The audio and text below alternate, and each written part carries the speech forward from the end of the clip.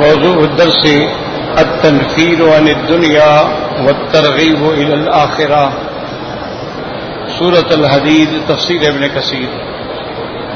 الحمد لله رب العالمين، والصلاة والسلام على أشرف الأنبياء وسيد المرسلين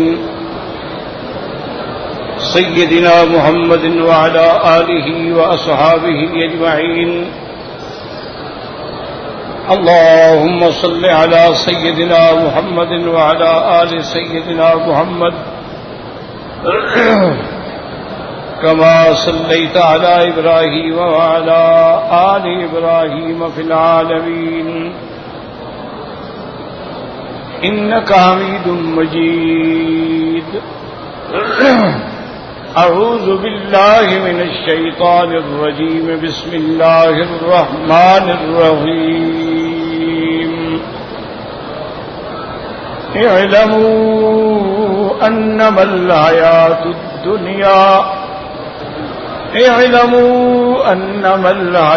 الدنيا لعب ولهو وزينة وتفاخر بينكم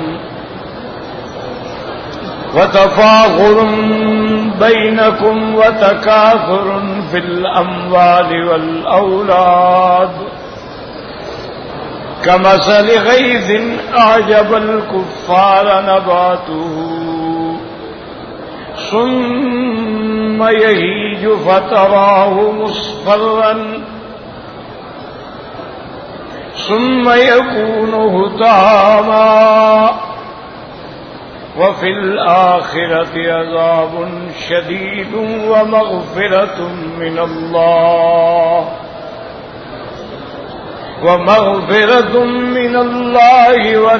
ورضوان وما الحياة الدنيا إلا متاع الغرور. سابقوا إلى مغفرة من ربكم وجنة أرضها كأرض السماء والأرض أعدت للذين آمنوا بالله ورسله ذلك فضل الله يؤتيه من يشاء والله ذو الفضل العظيم. اللہ تبارک و تعالی نے جیسے کہ ہم نے تلاوت کیا ہے سورۃ الحدید میں کہ سب سے پہلے تو اللہ نے اپنے کمال قدرت کا ذکر فرمایا، جس میں الوہیت بھی ہے، ربوبیت بھی ہے، کمال قدرت بھی ہے. ارشاد فرمایا کہ پاکی بیان کرتے ہیں جو آسمانوں اور زمینوں میں ہیں. وَهُوَ الْعَزِيزُ الْحَكِيمُ. وہ غالب بھی ہیں، حکمت والے بھی ہیں. تو یہ بھی یاد رکھیں کہ اللہ تبارک و تعالی نے عزیز کے ساتھ حکیم کی صفت بھی بیان کر دی. کیونکہ آپ ایسا دیکھیں بطور مثال کہ ایک آدمی ہے، بڑا طاقتور ہے، لیکن عقل نہیں ہے. کبھی اس سے لڑتا ہے، کبھی اس کو مارتا ہے، کبھی باپ سے لڑتا ہے، کبھی ماں سے لڑتا ہے، تو اس کو تو غالب نہیں کہے. اللہ سب سے غالب ہیں اور سب سے بڑی حکمت والے ہیں کہ جو بنایا ہے وہ بھی حکمت سے ہے اور جو دیا ہے وہ بھی حکمت سے ہے، اور جس کو نہیں دیا ہے اس نہ دینے میں بھی حکمتیں ہیں. فعل الحکیم لا یخلو عن الحکمت. ان کا ہر فعل، ہر امر، ہر نہی حکمت میں ہے. آگے فرماتے ہیں لہو ملک السماوات والارض. اسی کے لیے ہے آسمانوں اور زمینوں میں، جو آسمانوں اور زمینوں کا ملک اسی ہی کے لیے ہے. حسر ہو گیا. یحیی و یمیت، وہ جلاتے بھی ہیں مارتے بھی ہیں. وہو علی کل شیء قدیر، وہ ہر چیز پہ قادر. هو الاول یعنی لیس قبلہ شیء والآخر لیس بعدہ شیء والظاہر لیس فوقہ شیء والباطن لیس دونہ شیء وہو بکل شیء علیم. تم اللہ کی کنہوں کو نہیں پا سکتے، لیکن اس کی شان ہے کہ وہ ہر چیز کو جانتے ہیں، اس کے علم کے اندر ہیں. اور پھر اللہ نے کمال قدرت بیان کی. هو الذی خلق السماوات والارض فی ستۃ ایام ثم استوى علی العرش. اللہ تبارک و تعالی نے پیدا فرمایا آسمانوں اور زمینوں کو 6 دنوں کے اندر. اس وقت تو دن نہیں تھے، ہمیں سمجھانے کے لیے بتایا گیا کہ جو اب آپ کے سامنے دن تو آسمان زمینیں بننے کے بعد ہی آئیں گے. ثم استوى على العرش. الاستواء معلوم وكيفيته مجهول والسؤال عنه غير معقول. اللہ کے استوا پہ ہمارا ایمان ہے، کما یلیق بشانہ، جیسے اس کی شان و عظمت کو زیبا ہے. یعلم ما یرج فی الارض، وہ جانتے ہیں جو زمین میں اترتا ہے. آسمان سے بارش اترتی ہے، ملائکہ اترتے ہیں، رزق اترتا ہے. وما یخرج منہا، اور جو زمین سے کھیتیاں نکلتی ہیں. وما ینزل من السماء، اور جو آسمانوں سے اترتا ہے. وما یعرج فیہا، جو آپ کے اعمال جاتے ہیں آپ سب جانتے ہیں. وَهُوَ مَعَكُمْ أَيْنَمَا كُنْتُمْ، وہ تمہارے ساتھ ہے تم جہاں ہو.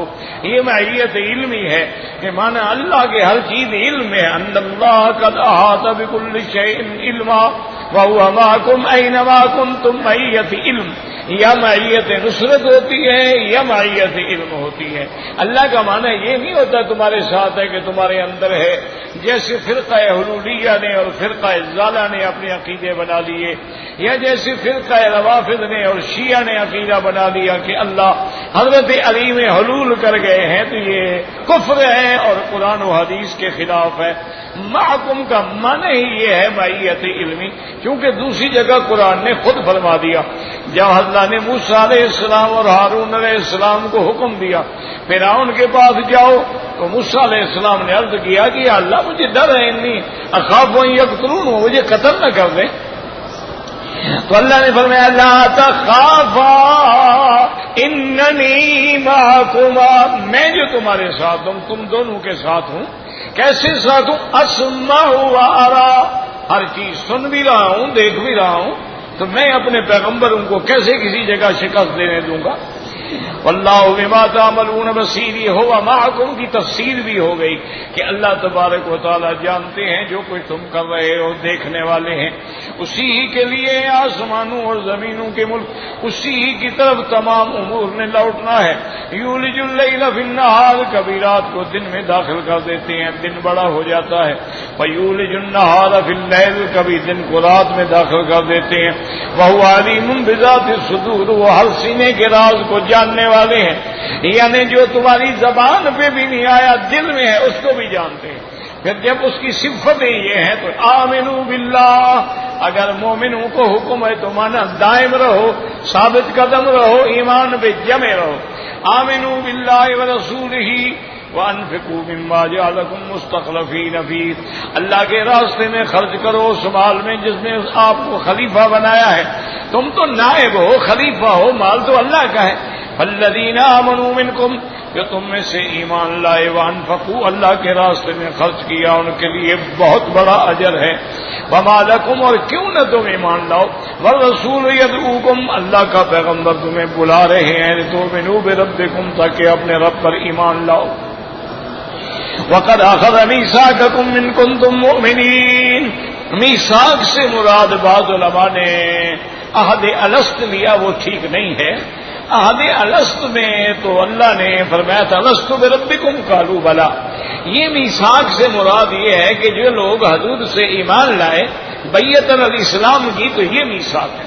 وقد اخذ میثاقکم ان کنتم مؤمنین هو الذی ينزل على عبده آیات بینات، کوئی ذات ہے جو اپنے بندے پہ اتارتی ہے قرآن آیات بینات، یخرجکم من الظلمات، تاکہ تم کو نکالے ظلمات کفر کے اندھیروں سے الی النور، نور ایمان کی طرف. وَإِنَّ اللَّهَ بِكُمْ لَرَءُوفٌ رَحِيمٌ، اور اللہ تبارک و تعالیٰ تمہارے ساتھ شفیق ہیں اور انتہائی مہربان ہیں. وَمَا لَكُمْ أَلَّا تُنْفِقُوا فِي سَبِيلِ اللَّهِ وَلِلَّهِ مِيرَاثُ السَّمَاوَاتِ وَالْأَرْضِ، کیا ہو گیا، کیوں نہ تم اللہ کے راستے میں خرچ کرو جب سب اللہ کا ہے.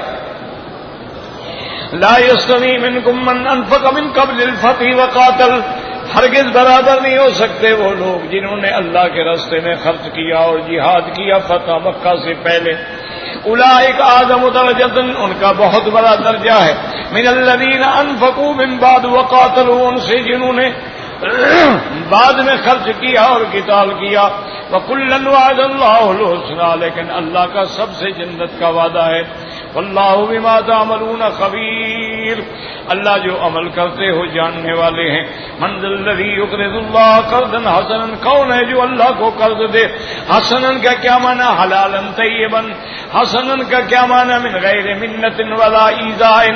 حسنًا کا کیا معنی؟ عن طیب نفس، کہ دل بھی خوش ہو اور مال بھی حلال ہو. وَيُضَاعِفَ لَهُ، اللہ اس کو بڑھا دیں گے. وَلَهُ أَجْرٌ کریم، اور اس کے لیے بڑا نفیس اجر ہے، ثواب ہے، جمیل ثواب ہے. اور کریم کا بعض علماء نے فرمایا یعنی جنت ہے تو جنت بھی تو کریم ہے. کریم کا معنی ہوتا ہے سخی، سخی معنی دینے والا. تو جنت میں بھی جو مانگے وہ ملے گا.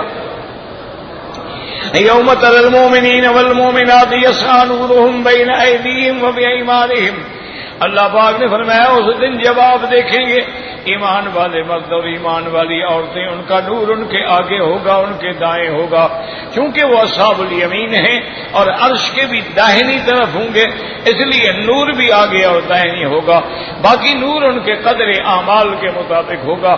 بعض کا ایسے ہوگا جیسے پہاڑ ہے، بعض کا ایسے ہوگا جیسے زمین سے آسمان تک ہے، بعض کا ایسے ہوگا جیسے کھجور کا درخت ہے، بعض کا ایسے ہوگا جیسے اس کی قامت ہے. ادناہم نوراً، اور سب سے کم نور اس مومن کا ہوگا جس کے انگوٹھے کے اندر نور ہوگا، ذرا جلے گا بجھ جائے گا لیکن نور سے نکل جائے گا، کامیاب ہو جائے. بشراکم الیوم، آج تمہارے لیے خوشخبری ہے. جنات تجری من تحتہا الانہار، ایسے باغ جن کے نیچے نہریں بہتی ہیں. جنات تجری من تحتہا، من تحتہا کے معنی میں یاد رکھیں. بعض علماء فرماتی ہیں کہ جیسے بادشاہ دریاؤں کے کنارے پہ محل بناتے ہیں اور سیڑھیاں دریا میں اترتی ہیں، تو یہ بھی کہا جاتا ہے کہ جی ان کے محل کے نیچے دریا بہ رہا ہے. لیکن ہمیں یہاں مجازی معنی لینے کی ضرورت ہی نہیں ہے. جنت میں تو حقیقتاً جو ہے اوپر باغ ہوں گے اور اسی کے نیچے نہریں ہوں گی، کیونکہ وہاں تو نہریں جو ہیں وہ بھی معلق ما بین السماء والارض ہوں گی. وہاں تو نہریں بھی ایسی ہوں گی جو زمین کے اوپر چلتی ہوں گی، تو اس لیے کوئی مجازی معنی لینے کی ضرورت ہی نہیں ہے. اللہ پاک فرماتی ہیں کہ تجری من تحتہا الانہار، اللہ تبارک و تعالیٰ ایسی جنتیں ان کو عطا فرمائیں گے جن کے نیچے نہریں بہتی ہوں گی اور خالدین فیہا، وہ اس میں ہمیشہ رہیں گے. ذالک هو الفوز العظیم، یہ جنت کا ملنا جو ہے بہت بڑی کامیابی. یوم یقول المنافقون والمنافقات، جب منافق مرد اور عورتیں کہیں گے للذین آمنوا انظرونا، ایمان والو ہماری طرف تو دیکھو تاکہ ہمیں بھی روشنی مل جائے. اور بعض علماء فرماتے ہیں انذرونا، ٹھہرو ہم بھی کچھ نور لے لیں. نقتبس من نورکم قیل ارجعوا وراءکم، مومن کہیں گے واپس لوٹ جاؤ، جہاں سے نور ملا ہے تم بھی وہاں جا کے نور لے لو. اور بعض مفسرین فرماتے ہیں کہ ارجعوا وراءکم، یعنی دنیا میں لوٹ جاؤ، اگر لوٹ سکتے ہو وہاں عمل کرو گے تو نور ملے گا نا. فَالْتَمِسُوا نُورًا فَضُرِبَ بَيْنَهُمْ بِسُورٍ، ان کے درمیان میں ایک حائط آ جائے گی، دیوار آ جائے گی. بِسُورٍ لَهُ بَابٌ، اس میں دروازہ ہوگا. بَاطِنُهُ فِيهِ الرَّحْمَةُ، اب مومن دروازے کے اندر گزر جائیں گے تو رحمت ہے، جنت ہے. وَظَاهِرُهُ مِنْ قِبَلِهِ الْعَذَابُ، اور اس کے باہر جو ہے کافروں اور منافقوں کے لیے عذاب ہے. اب منافق چیخیں گے يُنَادُونَهُمْ أَلَمْ نَكُن مَّعَكُمْ، بھئی کیا ہم تمہارے ساتھ نہیں تھے؟ بھئی یہ آواز کیسے سنیں گے کہ مومن جنت میں ہوں گے اور اتنی بڑی جنت ہے، اور کافر منافق جو ہے حجاب کے بھی پیچھے ہوں گے؟ لیکن یاد رکھیں، اگر آج ہم ایک چھوٹے سے موبائل سے اتنی دور کی باتیں سن لیتے ہیں تو اللہ نہیں سنوا سکتے؟ ان کے لیے کیا مشکل ہے؟ ینادونہم الم نکم معکم، ہم تمہارے ساتھ نہیں تھے؟ ہم مسجد میں آتے نماز، قالوا بلا ولکنکم فتنتم انفسکم، مومن کہیں گے ٹھیک ہے ہمارے ساتھ تھے، لیکن تم نے اپنے نفسوں کو فتنے میں ڈالا، معصیت میں ڈالا، کفر میں ڈالا، شہوات میں ڈالا، وتربصتم، اور تم تو اس انتظار میں تھے کہ کب اللہ کے پیغمبر پہ موت آئے، وارتبتم، اور تم نے تو اللہ کے دین میں اور قیامت میں شک کیا تھا، وغرتکم الامانیہ، تمہیں تمہاری امیدوں نے ہلاک کر ڈالا، حتی جاء امر اللہ کا حکم آ گیا، قیامت قائم ہو گئی، وغرکم باللہ الغرور، اور اللہ کے ساتھ تمہیں دھوکے میں ڈالنے والا شیطان تھا۔ کیوں کسی کو اس طرح بھی دھوکے میں ڈالتا ہے نا، او یار اللہ بڑا مہربان ہے، اللہ بڑا رحیم ہے، اللہ بڑا کریم ہے، کھاؤ پیو جوانی ہے وہ بخش دیں گے، تو یہ بھی شیطان کا ایک دھوکا ہوتا ہے۔ فَالْيَوْمَ لَا يُؤْخَذُ مِنْكُمْ فِدْيَةٌ وَلَا مِنَ الَّذِينَ كَفَرُوا، آج کے دن نہ کوئی فدیہ قبول ہوگا، نہ کوئی ہدیہ قبول ہوگا، نہ کوئی سفارش ہوگی۔ مَأْوَاكُمُ النَّارُ، تمہارا ٹھکانہ جہنم ہے، ہی مولاکم، یہی ٹھکانہ تمہارے لیے بہتر ہے، وَبِئْسَ الْمَصِيرُ، کیا برا مرجع۔ پھر اللہ نے تنبیہ کی مومنوں کو، أَلَمْ يَعْنِ لِلَّذِينَ آمَنُوا، کیا ایمان والوں کے لیے ابھی وقت نہیں آیا، أَن تَخْشَعَ قُلُوبُهُمْ لِذِكْرِ اللَّهِ، ان کے دل جو ہیں اللہ کے ذکر کے آگے جھک جائیں، وَمَا نَزَلَ مِنَ الْحَقِّ، اور جو اللہ نے اتارا ہے، وَلَا يَكُونُوا كَالَّذِينَ أُوتُوا الْكِتَابَ مِنْ قَبْلُ، اور اس طرح نہ ہوں جیسے اہل کتاب پہلے گزرے ہیں، فَطَالَ عَلَيْهِمُ الْأَمَدُ، جب ان کی مدت گزر گئی پیغمبروں کے یہ زمانہ کچھ زیادہ لمبا، وَقَسَتْ قُلُوبُهُمْ، ان کے دل جو تھے وہ سخت ہو گئے، وَكَثِيرٌ مِّنْهُمْ فَاسِقُونَ، بلکہ اکثر ان کے جو تھے وہ تو اسلام اور دین سے بھی نکل گئے۔ اعلموا أَنَّ اللَّهَ يُحْيِي الْأَرْضَ بَعْدَ مَوْتِهَا، جان لو کہ اللہ تبارک و تعالیٰ مردہ زمینوں کو زندہ کرتے ہیں اس کے مر جانے کے بعد۔ یہ اشارہ ہے کہ جیسے اللہ پانی سے مردہ زمین کو زندہ کرتے ہیں، ایمان والوں تمہارے مردہ دلوں کو بھی اللہ قرآن سے زندہ کرتے ہیں۔ تم آؤ تو صحیح قرآن کے پاس، قد بینا لکم الآیات، ہم نے کھول کے بیان کر دی ہیں آیات تاکہ تم سمجھ سکو۔ اس کے بعد اللہ نے فرمایا ان المصدقین والمصدقات، اللہ کے راستے میں خرچ کرنے والے مرد ہیں یا عورتیں ہیں، وَأَقْرَضُوا اللَّهَ قَرْضًا حَسَنًا، اور جن نے اللہ کو دیا بہتر قرضہ دینا، یضاعف لهم، ان کا دگنا کر دیں گے اور ان کے لیے بہت بڑا اجر کریم ہوگا۔ والذین آمنوا باللہ ورسلہ، جو لوگ اللہ پر ایمان لائے، اللہ کے رسولوں پر، اولئک هم الصدیقون، وہی صدیق۔ یاد رکھو بعض علماء کہتے ہیں صدیق کا مرتبہ شہید سے مقدم ہے، اور بعض علماء کہتے ہیں کہ ہر ایمان لانے والا صدیق ہے، لیکن صدیقیت کے پھر درجے ہیں، سب سے بڑا درجہ جو ہے وہ حضرت ابو بکر کا ہے۔ والشہداء عند ربہم، اور وہ لوگ جنہوں نے اللہ کے راستے میں اپنی جانیں دی، جان دے کے گواہی دی کہ میرا دین سچا ہے اور میرا طریق سچا ہے، ان کے لیے اجر بھی ہوگا، ان کے آگے اللہ کی طرف سے نور بھی ہوگا۔ والذین کفروا وکذبوا بآیاتنا، جن لوگوں نے کفر کیا اور تکذیب کی، اولئک اصحاب الجحیم، وہی جہنمی ہیں۔ اب آج کے سبق میں جو ہم نے پڑھا ہے، یہاں بھی اللہ نے حکم فرمایا اعلموا انما الحیات الدنیا لعب ولہو وزینۃ وتفاخر بینکم وتکاثر فی الاموال والاولاد۔ یہاں 5 چیزیں اللہ نے ذکر کی۔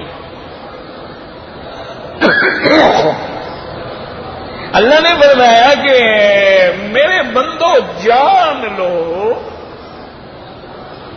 اعلموا، یاد رکھو کہ بہت ساری آیات میں ہمیں یہ حکم ملتا ہے، جیسے پہلے بھی آپ پڑھ چکے، اعلموا ان اللہ یحیی الارض بعد موتها، وہاں بھی ہے کہ جان لو۔ اسی طرح اللہ نے کلمہ شہادت کے بارے میں بھی فرمایا کہ فاعلم، جان لو کہ کوئی معبود برحق نہیں مگر اللہ۔ تو اس لیے علماء فرماتے ہیں کہ علم پہلے ہوتا ہے اور عمل بعد میں ہوتا ہے۔ کیوں؟ اگر علم نہیں ہوگا تو عمل کیسے ہوگا؟ آپ کو اگر نماز کا علم ہی نہیں ہے کہ بھی عشاء کی کتنی رکعتیں ہیں، فرائض ہیں، واجبات ہیں، سنن ہیں، مستحبات ہیں، علم ہی نہیں تو پہلے علم ہوگا پھر عمل ہوگا، یہ قاعدہ ہے۔ اور بلکہ محاورات عرب میں، علماء عرب میں ایک مثال ہے، وہ یہ کہتے ہیں کہ العلم، وہ کہتے ہیں کہ العلم بغیر عمل یکون، سمجھے، والعمل بغیر علم لا یکون۔ محاورات علماء میں یہ ہے کہ بھی علم جو ہے وہ تو بغیر عمل کے بھی رہ سکتا ہے۔ ایک آدمی کو علم تو ہے کہ نماز فرض ہے، نہ بھی پڑھے، علم تو ہے نا، لیکن عمل بغیر علم کے نہیں ہوتا۔ تو علم اتنی بڑی چیز ہے، اسی لیے آپ دیکھیں کہ سب سے پہلے وحی اول میں جو پہلا سبق ہے میرے مدنی پاک رحمت دو جہاں کو حکم ملا، کیا تھا؟ اقرا، پڑھو۔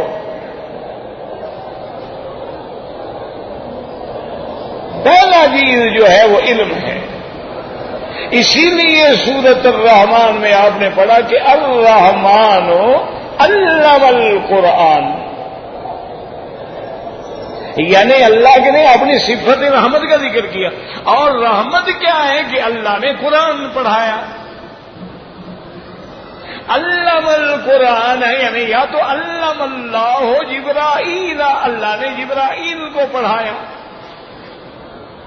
یا علم اللہ محمدن، اللہ نے محمد مصطفیٰ کو پڑھایا بواسطہ جبرائیل یا القاء بلا واسطہ۔ اچھا، اب اسی میں آپ علم کی شان دیکھ لیں کہ علم القرآن خلق الانسان، یعنی تعلیم قرآن مقدم ہے تخلیق انسان پہ۔ حالانکہ بچہ پیدا ہوگا تو پڑھے گا، جب بچہ پیدا ہی نہیں ہوگا پڑھے گا کیا؟ اصول تو یہ ہے نا کہ تخلیق مقدم ہو اور تعلیم جو ہے وہ مؤخر ہو، لیکن اللہ نے وہاں تعلیم مقدم کی، تخلیق مؤخر کی۔ اس سے اشارہ ہوا کہ جس نے علم نہیں پڑھا ہے وہ گویا انسان ہی نہیں، اور علم بھی کون سا؟ قرآن کا۔ تو اس لیے جب تک آدمی جانتا نہ ہو تو حکم ہی یہ ہے کہ علم جان لو۔ اب کیسے جانے؟ جاننے کے ہمیشہ یاد رکھیں کہ دو طریقے ہوتے ہیں کہ اگر اللہ نے آپ کو علم دیا ہے تو آپ خود غور کریں، قرآنی آیات پڑھیں، تفاسیر پہ نظر ڈالیں، اور اگر اللہ نے نہیں دیا ہے تو پھر علم والے کے پاس آئیں، ان سے آگے سمجھیں، اور کوئی راستہ ہی نہیں ہے۔ اسی لیے ہم کہتے ہیں کہ آپ بڑے ٹھنڈے دل سے غور کریں، دنیا میں دو ہی چیزیں ہیں، یا آدمی استاد ہوگا یا شاگرد ہوگا، تیسرا تو کوئی درجہ نہیں ہے، یا امام ہوگا یا مقتدی ہوگا، یا حاکم ہوگا یا رعایا ہوگا، یا مجتہد ہوگا یا مقلد ہوگا، تیسری قسم ہی کوئی نہیں۔ یا تو آپ عالم ہیں، آپ کو تقلید کی ضرورت ہی نہیں، لیکن عالم ہونے کا معنی یہ نہیں ہوتا ہے کہ جو 2 حدیثیں پڑھ لے وہ کہے میں عالم ہوں۔ اس لیے علماء نے شرائط لکھے ہیں علم کے کہ عالم سے مراد کیا ہے۔ اب جناب ہم نے اللہ نے فرمایا کہ اعلم، آگے فرمایا انما الحیات الدنیا، یہاں انما حصر کے لیے ہے کہ حیات دنیا جو ہے وہ کیا ہے۔ 5 چیزیں کا ذکر ہے، یاد رکھو۔ پہلی چیز کیا ہے؟ لعب، کھیل ہے۔ دوسری چیز کیا ہے؟ لہو، تماشا ہے۔ تیسری چیز کیا ہے؟ زینت، ایک بناؤ سنگار ہے۔ اور چوتھی چیز کیا ہے؟ تفاخر بینکم، آپس میں بڑائی ہے کہ میرا اتنا محل، میرا اتنا بزنس، میرا اتنا کام۔ اور 5ویں چیز کیا ہے؟ تکاثر فی الاموال والاولاد، کہ میرے پاس جناب فلاں جگہ مل ہے، فیکٹریاں ہیں، اور اتنے میری اولاد ہے، اتنے میرے پوتے ہیں، اتنے میری پوتیاں ہیں، اور اتنا اعلیٰ تعلیم یافتہ ہیں۔ یہ 5 چیزیں ہیں جن کے اندر آ کے انسان جو ہے کھو جاتا ہے۔ اور بعض علماء نے بیان کیا ہے، اس پہ غور کریں گے انشاءاللہ تو اللہ پاک رحمت فرمائیں گے، سمجھ آئے گی کہ انما الحیات الدنیا لعب، جب بچہ ہوگا تو کھیل، یعنی لعب الصبیان، بچے کو تو کھیل سے ہے نا، چھوٹا سا ہے کھلونے سے کھیل رہا ہے، ذرا چلنے کے قابل ہوا پھر بھی کھیل میں لگا ہوا ہے، ذرا دوڑنے میں قابل ہوا پھر بھی کھیل میں لگا ہوا ہے۔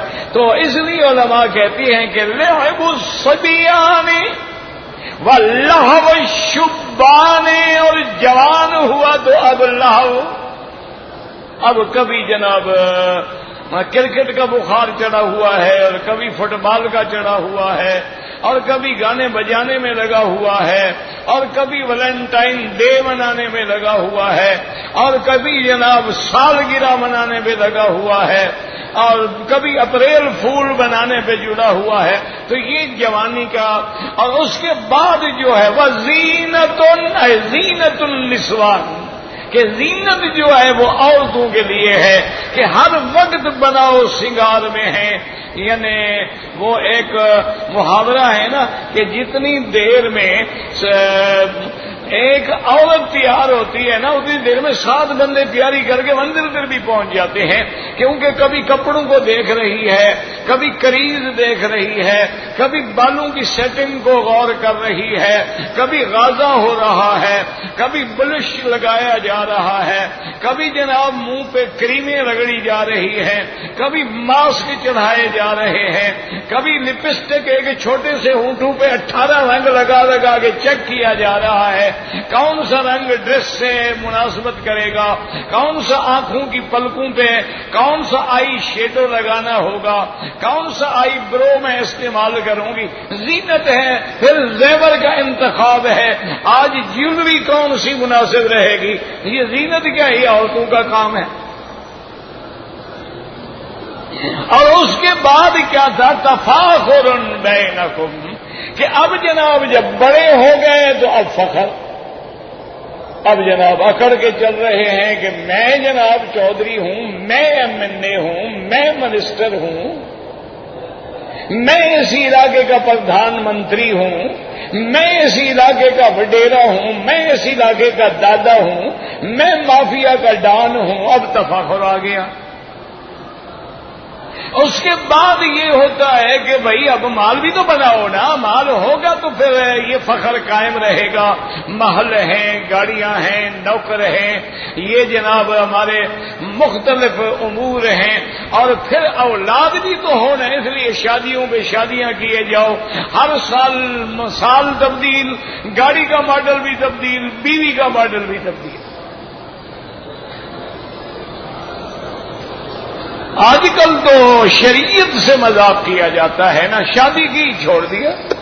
ایسا بھی ہوا ہے کہ 4 لاکھ ریال خرچ ہوا شادی پہ اور دوسری رات چھوڑ دیا۔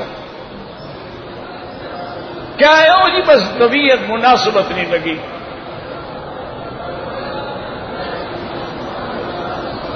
انا للہ و انا الیہ راجعون۔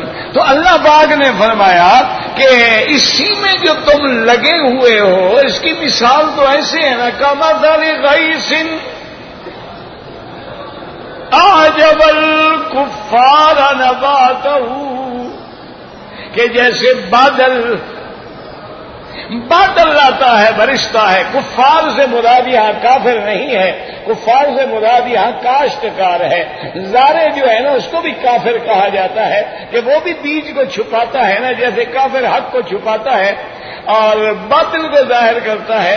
تو جو زارع ہوتا ہے، مزارع ہوتا ہے، وہ بھی تو بیج کو مٹی میں چھپا رہا ہے نا، اس کو بھی کافر کہا جاتا ہے۔ اسی لیے یہاں عرب میں آپ نے سنا ہوگا کہ گاڑی میں جو ٹائر ہیں نا، ان کو کیا کہتے ہیں؟ کفرات۔ کیوں؟ اس نے بھی اپنے اندر ہوا کو چھپا کے رکھا ہوا ہے نا۔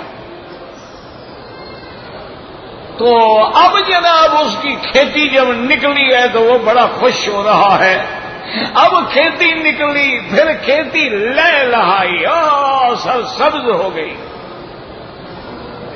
اس کے بعد پھر وہ پکنا شروع ہوئی اور پیلا ہونا شروع ہو گئی، پھر وہ کٹ گئی، پھر وہ سوکھ گئی، پھر وہ چورا چورا ہو گئی۔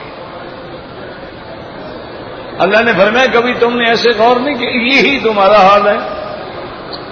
بچہ پیدا ہوتا ہے، خوشیاں ہو رہی ہے، میرے بچے نے جی ماشاءاللہ ابھی پاؤں چلنا شروع کر دیا ہے، اور جناب وہ انگلی پکڑ کے چلتا ہے، ماں باپ خوش ہو رہے ہیں۔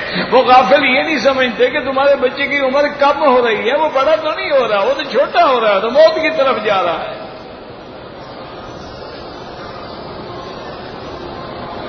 تو اس لیے اللہ تبارک و تعالی نے فرمایا کہ دور کی چیزوں پہ نہ جاؤ، چلو دنیا میں مثال دیکھ لو، اور یاد رکھو وَفِي الْآخِرَةِ عَذَابٌ شَدِيدٌ۔ اگر تم ان 5 چیزوں میں کھو گئے تو پھر آخرت میں بڑا سخت عذاب ہے۔ ہاں، اور اگر ان 5 چیزوں کو تم نے اللہ کے راستے میں لگا لیا یا تم نے توبہ کر لی تو اللہ بخشنے والا ہے۔ وَمَغْفِرَةٌ مِّنَ اللَّهِ وَرِضْوَانٌ۔ اللہ بخش بھی دیتے ہیں اور عطا بھی دیتے ہیں۔ وَمَا الْحَيَاةُ الدُّنْيَا إِلَّا مَتَاعُ الْغُرُورِ۔ نہیں یہ زندگانی مگر ایک دھوکہ ہے، اور کیا ہے؟ ایک سانس نکل گیا تو السلام علیکم، پتہ بھی نہیں ہوگا بندے کا، سب ٹھاٹھ پڑا رہ جائے گا، جب لاد چلے گا بنجارا، پھر بھی بڑے سے بڑا آدمی بھی ہے تو کیا ہوگا؟ اس لیے ہارون الرشید بادشاہ کا ایک بیٹا جو ہے وہ بڑا ولی اللہ تھا۔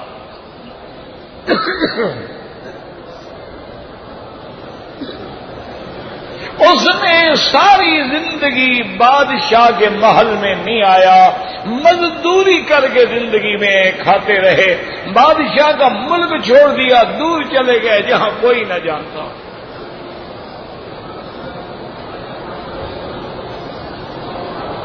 ایک دن وہ اپنی اس جھونپڑی میں لیٹے ہوئے تھے، بیمار تھے۔ جو آدمی ان سے 2-4 دفعہ مزدوری کرا چکا تھا، اس کو پتہ لگا کہ وہ بندہ، اس کے دل میں اثر تھا کہ اتنا شہزادہ شکل ہے، جوانی ہے، خوبصورتی ہے، اور مزدوری کرتا ہے، کوئی راز ضرور ہے۔ وہ بھائی نکال دیا ہوگا نا انہوں نے ماشاءاللہ۔ حاجی صاحبان کھڑے ہیں تو برکت تو ہوگی نا، حاجی ہو اور حرکت نہ کرے، ہو سکتا ہے؟ یہ ناممکن ہے، کیونکہ حاجی کے اول میں بھی ہاں ہے اور حرکت کے اول میں بھی ہاں ہے، تو حاجی اور حرکت گویا لازم و ملزوم ہے، اور ہاں بھی دونوں والی وہ بریک ہے، وہ ہجرت والی ہاں نہیں ہے۔ حج میں بھی تو ہاں ہے نا، حج میں بھی تو حرکت ہے نا، بھاگ رہے ہیں، کبھی مینا، کبھی مزدلفہ، کبھی عرفات، کبھی کنکریاں، کبھی طواف، تو اس میں بھی تو حرکت ہے نا۔ تو بہرحال وہ کہتی ہیں کہ میں نے پتہ کیا تو مجھے پتہ چلا کہ وہ تو بیمار ہیں۔ میں ڈھونڈتا آیا تو ایک جھوپڑی میں سوئے ہوئے تھے، نیچے چٹائی بچھی ہوئی تھی، ایک بہت سیدھا سا سرانہ تھا۔ مجھے دیکھا تو میں نے سلام کیا، جواب دیا، کہا میرے پاس بیٹھ جاؤ کہ میرا وقت بہت قریب آ گیا ہے، میری موت کا وقت ہے، لیکن ایک امانت ہے، ایک قرآن پاک کا نسخہ تھا، چھوٹا قرآن پاک تھا، اور ایک خط تھا۔ کہا کہ یہ خط اور یہ قرآن پاک جو ہے ہارون الرشید بادشاہ کو پہنچانا ہے۔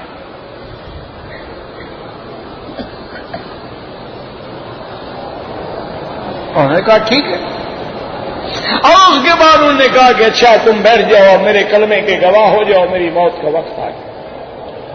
کلمہ پڑھتے رہے، فوت ہو گئے۔ انہوں نے جنازہ پڑھا، تجہیز کی، تکفین کی۔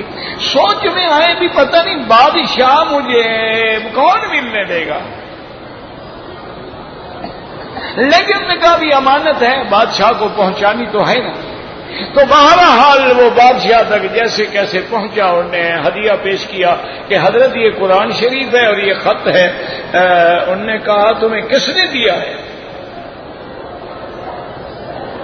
ایسے ایک نوجوان تھا، اسے پتا ہے کہ وہ کہاں تمہیں ملا تھا؟ اس نے کہا جی ایسے مزدوری کرتے تھے ہمارے شہر میں اور ایک جھوپڑی میں رہتے تھے، مجھے چند دن نظر نہیں آئے، میں گیا تو ان کی موت کا وقت تھا یہ ہمارا۔ انہوں نے کہا پتا ہے تمہیں وہ کون تھا؟ وہ تو میرا بیٹا تھا۔ انہوں نے کہا جی مجھے پتا نہیں ہے۔ تو بادشاہ نے وہ خط کھولا تو اس میں اپنے والد کو لکھا تھا کہ یا صاحبی لا تغتر بتنعم، اے میرے مہربان اس دنیا کی نعمتوں پہ دھوکے میں نہ آنا۔ العمر ينفد والنعیم یزول، عمر ختم ہو جاتی ہے، نعمتیں زائل ہو جاتی ہیں۔ اذا حملت الى القبور جنازۃ، جب تم کسی کا جنازہ لے کے جاؤ، فاعلم بانک بعدها محمول، پھر جان لینا کہ اس کے بعد ایک دن تم بھی اسی طرح کندھوں پہ جا رہے ہوگے۔ بادشاہ چیخے مار کے رونے لگ گئے، قرآن شریف لیا اور پھر بادشاہ نے کہا کہ چلو تم ٹھہرو، میں جاتا ہوں، مجھے اپنے بیٹے کی قبر پہ لے جاؤ۔ پھر بادشاہ ان کی قبر پہ آیا اور پھر بادشاہ نے بھی اپنے بیٹے کے غم میں بڑے قصائد لکھے، شربت کاسن ابو کا شاربھا، خیر یہ عربی کی باتیں ہیں۔ تو کہنے کا معنی یہ ہے کہ نعمتیں بھی ختم ہونے والی ہیں، زندگی بھی ختم ہونے والی ہے، تم کس شیطان کے دھوکے میں پڑے ہوئے ہو؟ آخرت کے عذاب کو یاد کرو، وہاں عذاب بھی بڑا سخت ہے اور مغفرت بھی ہے، لیکن ہمیں کیسے ملے گی مغفرت؟ اللہ نے فرمایا بتا دیتے، سابقوا الی مغفرت من ربکم، ہر کام میں جلدی کرو اللہ کی فرما برداری میں، اللہ تبارک و تعالیٰ کی رضا میں، اللہ کی اطاعت میں، اور ایسی جنت ارضھا کا ارض السماء والارض، جس کا عرض آسمانوں اور زمینوں کے برابر ہے۔ اگر یہ عرض ہے تو پھر طول کتنی ہوگا؟ اعدت للذین آمنوا باللہ ورسلہ، اللہ نے یہ جنت ان لوگوں کے لیے بنائی ہے جو اللہ پر، اس کے رسولوں پر ایمان لائے۔ ذالک فضل اللہ یؤتیہ من یشاء، اللہ نے فرمایا میرے بندے یہ جنت یہ بھی میری فضل ہے، میری مہربانی ہے، تم عمل سے جنت نہیں لے سکتے ہو، جب بھی جنت ملے گی میرے فضل سے ملے گی، اور جہنم ہوگی تو اللہ کے عدل سے ہوگی۔ اچھا ہم کہیں ہم نے محنت کی ہے، اللہ نے فرمایا محنت کی توفیق کس نے دی ہے؟ تو پھر سارا اللہ کا فضل ہی ہوا نا۔ واللہ ذو الفضل العظیم، اور اللہ تبارک و تعالی سب سے زیادہ فضل کرنے والے ہیں اور وہ بہت ہی بڑا فضل فرمانے والے ہیں۔ اس لیے علماء فرماتے ہیں کہ اگر انسان زیادہ نہ کر سکے، ہر نماز کے بعد تسبیح تکبیر تحمید پڑھتا رہے، اللہ آپ کو بھی ہمیں بھی توفیق عطا فرمائے۔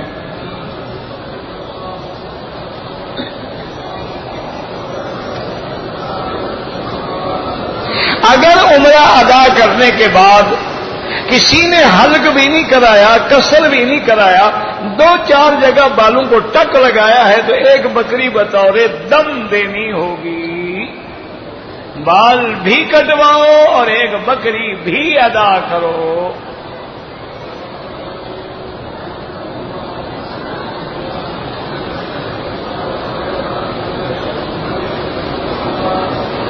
اگر ایک آدمی نے احرام باندھا، عمرہ کیا، حلق نہیں کروایا، گھر جا کے سو گیا اور اٹھنے کے بعد کپڑے بھی بدل لیے، پھر یاد آیا تو حلق کرایا، اگر کپڑے پہنے ہوئے کوئی تھوڑا وقت گزرا ہے تو پھر تو انشاءاللہ کچھ نہیں، اگر پورا 5-6 گھنٹے گزر گئے، دم پڑ گئی،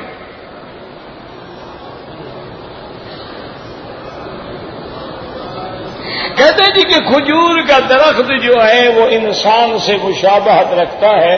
ہاں تو یہ تو تشبیہ حضور پاک نے دی ہے۔ اور پھر یہ ہے کہ کھجور کا ہر موسم میں نفع ہے۔ دیکھیں نا، ایک پھل ہے، آم ہے، موسم ہے، موسم نہ ہو تو آم کہاں ملے گا؟ لیکن کھجور ایک ایسی چیز ہے کہ سارا سال ہر قسم کی، کبھی تازہ کھا رہے ہو، کبھی کچی کھا رہے ہو، کبھی پکی کھا رہے ہو، کبھی سبز کھا رہے ہو، کبھی خشک کھا رہے ہو، کبھی جناب اس کو تلاجوں میں رکھ رہے ہو، کبھی اس کو ٹینوں میں بند کر کے رکھ رہے ہو، سارا سال اس کی ہر چیز۔ دوسرا یہ ہے کہ کھجور کا کوئی ایک ذرہ بھی نہیں جو کام نہ آتا ہو، یعنی اس کی چھڑیاں ہیں وہ بھی کام آتی ہیں، بور ہے وہ بھی کام آتا ہے، اس کے گوشے ہیں وہ بھی کام آتے ہیں، اس کی لکڑی ہے وہ بھی کام آتی ہے۔ اور تیسری وجہ علماء نے یہ بھی لکھی ہے کہ جیسے انسان کا ہاتھ کاٹ دو تو زندہ رہتا ہے، پاؤں کاٹ دو تو زندہ رہتا ہے، لیکن گردن کاٹ دو تو زندہ نہیں رہتا ہے، کھجور کی بھی گردن کاٹ دو تو مرتی ہے، نیچے سے نہیں مرتی۔ اور چوتھی وجہ علماء نے یہ بھی لکھی ہے کہ ہر درخت زمین کے نیچے سے پانی کھینچتا ہے، ایک کھجور ہے جو اوپر سے پانی لیتی ہے، جیسے بندہ منہ سے پانی پیتا۔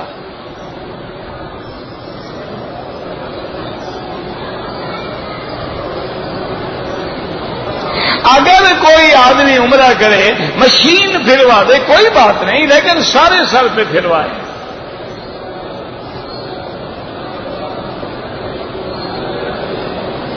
اگر عمرہ کر لیا ہے، اس کی ڈیٹ جو ہے اس میں دیر ہے، اگر پہلے واپس چلا جائے کوئی بات نہیں، کوئی شریعت میں کوئی منع نہیں۔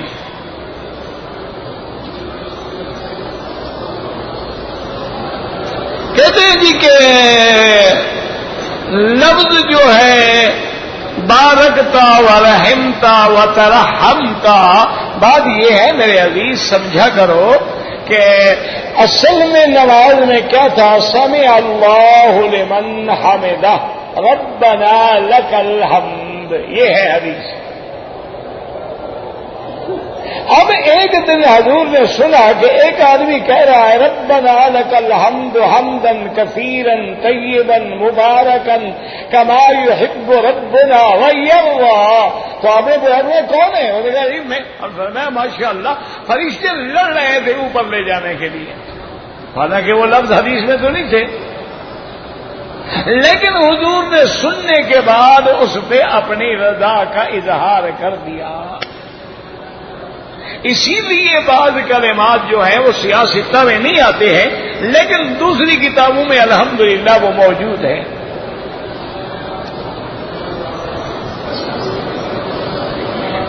کہتے ہیں جی کہ وطر کے اندر حنفی حضرات جو ہیں وہ 2 رکعتیں پڑھ کے بیٹھ جاتے ہیں. حضور پاک وہ 3 رکعتیں کٹھی پڑھتے تھے، بیٹھتے نہیں تھے. تو اس کا مطلب ہے 1400 سال سے جتنی امت بیٹھ رہی ہے یہ سنت کی مخالف ہے، صرف تم سنت والے ہو. ماشاء اللہ. اللہ تبارک و تعالی اللہ کے بندے وتر میں ہیں ہی. ہاں حدیث میں ہے اگر 3 رکعتیں کھڑے ہو کے قعدہ نہ کرے تب بھی جائز ہے، لیکن بات ہوتی ہے سنت کی. ایک دفعہ حضور پاک نے یا 4 دفعہ حضور پاک نے مثلاً 3 رکعتیں قعدہ نہیں فرمایا، ٹھیک ہے امنا و صدقنا، لیکن ساری زندگی تو قعدہ فرمایا ہے. اب تم بی بی عائشہ کا قول مان رہے ہو، بی بی عائشہ کا عمرہ تو نہیں مانتے ہو. یہ کیا بات ہے؟ تو باقاعدہ یہ ہے کہ یاد رکھو حدیث میں اس کے 3 طریقے ہیں. ایک طریقہ یہ ہے کہ 2 رکعت پڑھ کے تشہد پہ بیٹھے اور تشہد پوری پڑھیں، اس کے بعد کھڑے ہوں اور تیسری رکعت پڑھیں اور دعائے قنوت پڑھیں.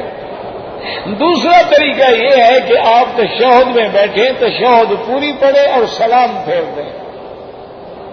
سلام پھیرنے کے بعد کھڑے ہو جائیں اور 1 رکعت پڑھیں.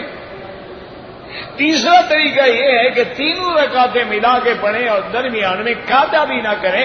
یہ تینوں حدیث سے ثابت ہیں، لیکن میرے عزیز سنت اس کو سمجھا جاتا ہے جس پہ امت کا متواتر عمل چلا رہا ہو. خلفائے راشدین نے جس پہ عمل کیا ہے، عشرہ مبشرہ نے کیا ہے، اصحاب بدر نے کیا ہے. اس لیے ایک ہے کہ حضور سے چیز ثابت ہے ہمارے آنکھوں پہ. حضور پاک نے کھڑے ہو کر پیشاب فرمایا، سیاہ ستہ کی حدیث ہے. بال رسول اللہ صلی اللہ علیہ وسلم قائما علی صباطۃ قوم. اب ایک جگہ ہے جہاں گند ڈالا جاتا ہے، وہاں کھڑے ہو کے پیشاب کیا ہے. تو اب کھڑے ہو کے پیشاب کرنا تو ثابت ہے، لیکن سنت بیٹھ کے کرنا ہے. بات کو سمجھا کر، کیونکہ علماء نے فرمایا کہ حضور عذر سے نہیں بیٹھے تھے، آپ کو ارق النساء کی تکلیف تھی، اور بعد میں فرمایا وہ نیچے جگہ خراب تھی، وہاں بیٹھنا ممکن ہی نہیں تھا. کچھ بھی ہو تو کھڑے ہو کر پیشاب کرنا ثابت ہے. اصل میں یہ اللہ کی رحمت ہے. اب ہم یورپ میں جاتے ہیں، کسی بعض امریکی ملکوں میں جاتے ہیں، وہاں تو پیشاب کیا ہی کھڑے ہو کے جاتا ہے، جگہ ہی ایسی ہوتی ہے بیٹھ سکتے ہی نہیں ہے. تو ایک دفعہ حضور پاک نے فرما کہ امت کے لیے راستہ تو نکال دیا، لیکن اس کو ہم سنت نہیں کہیں گے. حضور صلی اللہ علیہ وسلم. تو اس لیے ہمیشہ سمجھا کریں، لوگ حدیث تو پڑھ لیتے ہیں لیکن یہ نہیں سمجھتے کہ یہ سنت بھی ہے. اسی لیے دیکھو نا ہمارا لقب کیا ہے، اہل السنت. اہل سنت کیوں کہا گیا کہ سنت کبھی منسوخ نہیں ہوتی، سنت کبھی ضعیف نہیں ہوتی، سنت کبھی موضوع نہیں ہوتی.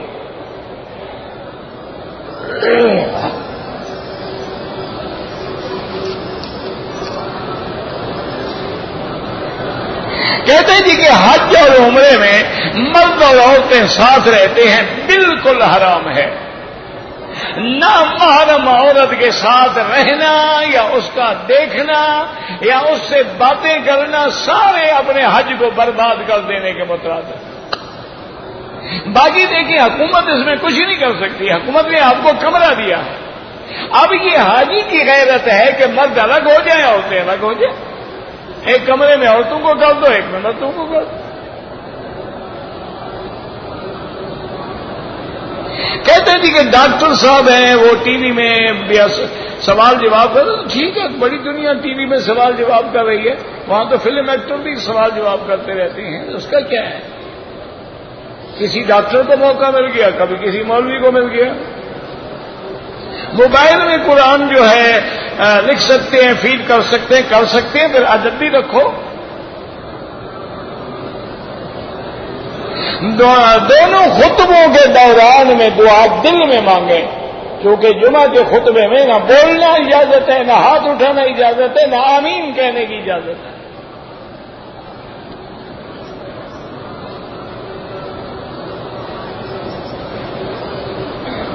کہتے جی کہ ایک لڑکا چھٹی پہ گیا تھا، نکاح کر کے آ گیا ہے، رخصتی نہیں ہوئی ہے، تو اب بیوی کا خرچہ اس کے ذمے، بیوی تو اس کی ہو گئی، اب ان کے ماں باپ کے احسان ہے وہ اپنی لڑکی کو خرچہ دیتے ہیں، ورنہ تمہاری بیوی ہے، تمہاری ذمہ داری ہے۔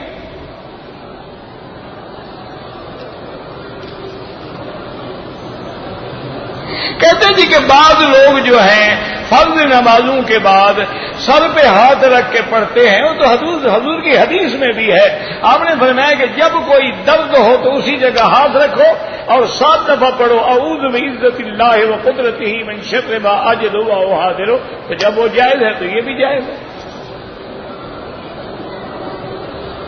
صلاۃ التسبیح کی بڑی فضیلت ہے، لیکن حدیث ضعیف ہے، ضعیف حدیث فضائل میں معتبر ہوتی ہے۔ میرے بیٹے کو آدھے سر کا درد ہوتا ہے، مائگرین کا، اللہ شفا عطا فرمائے، یہ جو میں نے دعا بتائی ہے نا، یہی ہاتھ رکھ کے پڑھا کرو۔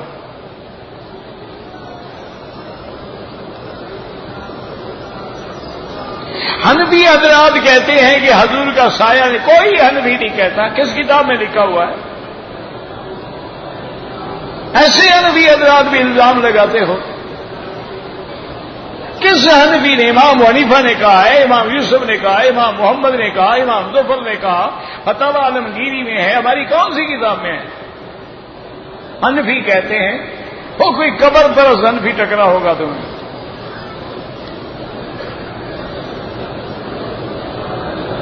مغرب کی نماز کا وقت جو ہے شفق کے غائب ہونے تک ہے۔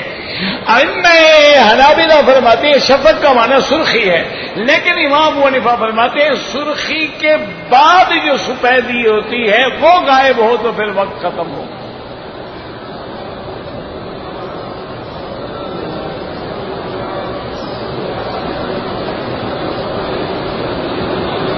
بہرحال ایک لڑکی آئی احرام باندھ کے، حیض آ گیا تو سب بات ہے، اس نے عورت کا احرام تو کوئی ہوتا ہی نہیں نا، پھر وہ مسجد عائشہ گئی۔ مسجد عائشہ کیوں گئی؟ وہ نیت کر کے آئی تھی، جا کے اپنا عمرہ پورا کرتی پاک ہونے کے بعد۔ ایک آدمی نے 8 دفعہ اشارہ کیا، نامہ نہیں کر سکا، کچھ نہیں ہوتا۔ اگر آدمی دم نہ دے روزے رکھ لے۔ اگر ایک آدمی نے سر عمرہ کر لیا ہے، سر اپنی رہائش پہ منڈوایا ہے، اگر رہائش مکے میں ہے تو ٹھیک ہے، مکے سے باہر ہے تو دم پڑ گئی۔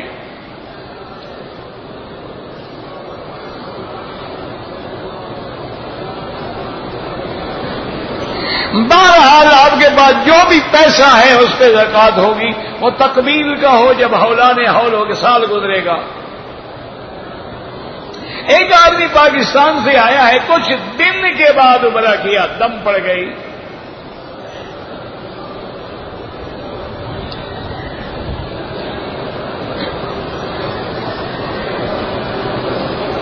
بھائی جب احرام باندھ کے کراچی سے وہ نیت کر کے آئی تھی، پاک ہو گئی، غسل کر کے پھر مسجد عائشہ جانے کی کیا ضرورت تھی؟ پہلے نیت کر چکی ہے وہ۔ عورت اگر نقاب پہن کے طواف کرے، بالکل کرے، نقاب پہنے، نماز میں آگے عورت گزر جائے نماز نہیں ٹوٹتی۔ اگر طواف کے دوران حجر اسود کا اشارہ بھول جائیں کچھ بھی نہیں ہوتا، حجر اسود کو چومنا کوئی ضروری نہیں، اشارے کا بھی اتنا ثواب ہے۔ حضور پاک اپنے قبر مبارک میں حیات ہیں اور تمام انبیاء حیات ہیں۔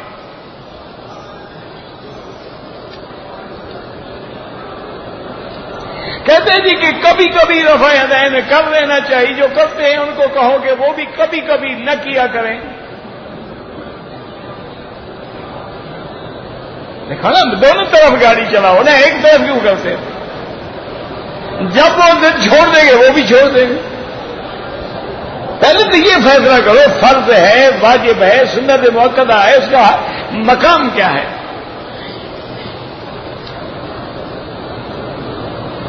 اگر ہم غار ہرا میں جائیں بالکل جائیں، نفل پڑھنا کوئی ضروری نہیں، کسی نے پڑھ لیا تو کوئی منع بھی نہیں، جانا بھی ضروری نہیں۔ اگر ایک مسافر ہے جماعت نہ ملے نماز قصر پڑے گا۔ حاضری کے علاوہ آپ الصلاۃ والسلام علیک یا رسول اللہ نہیں پڑھ سکتے، دور سے درود پڑھیں گے کہ اللہم صلی علی سیدنا محمد۔ جب مواجہہ شریف میں سامنے کھڑے ہوں تو پھر پڑھیں گے الصلاۃ والسلام علیک یا رسول اللہ۔ جو زندہ ہیں ان کے لیے کوئی طواف نہیں ہوتا، آپ اپنے لیے کریں، ان کے لیے دعا کریں۔ میں طواف کے دوسرے چکر میں زخمی ہو گیا، اسی حالت میں میں نے طواف کر لیا، ہو گیا طواف۔ اب اتنا لمبا چوڑا تو میں نہیں پڑھ سکتا۔ کہتے ہیں جی کہ ایوہ النبی، تو اللہ نے کہا تھا، تم نے تو نہیں کہا، تم تو نقل کر رہے ہو، تم تو اسی معراج والی رات کی بات کو نقل کر رہے ہو۔ جیسے اب تم قرآن پڑھتے ہو عبس وتولی، آپ کے چہرے پہ تیوری آئی اور آپ نے منہ پھیر لیا، یہ آپ کہہ رہے ہیں نبی کو کہ اللہ کہہ رہا ہے؟ آپ نقل کر رہے ہیں، آپ نہیں کہہ رہے ہیں۔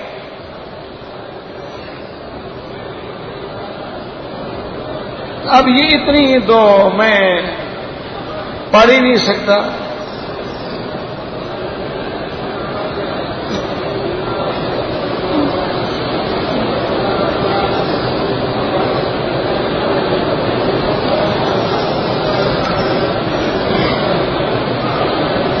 اگر کوئی آدمی مکے میں رہتا ہے یا طائف میں ہے، کتنی دنوں کے بعد عمرہ کرے؟ اتنا اللہ توفیق دے، کو پابندی نہیں ہے، روز کرو، سال میں کرو۔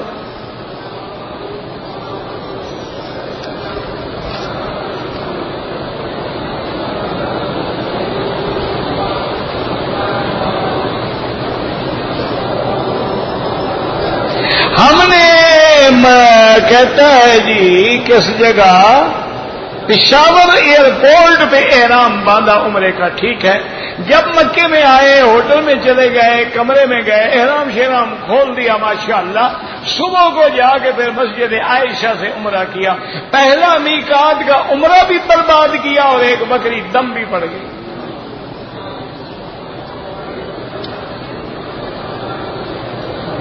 والدہ کا غائبانہ جنازہ، احناف کے نزدیک تو غائبانہ جنازہ ہے ہی نہیں۔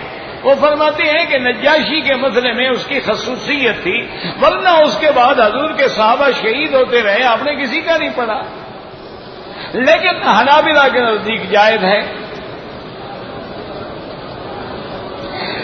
ہر طواف کے بعد 2 رکعت پڑھنا احناف کے نزدیک واجب ہے، باقی ائمہ کے نزدیک سنت ہے۔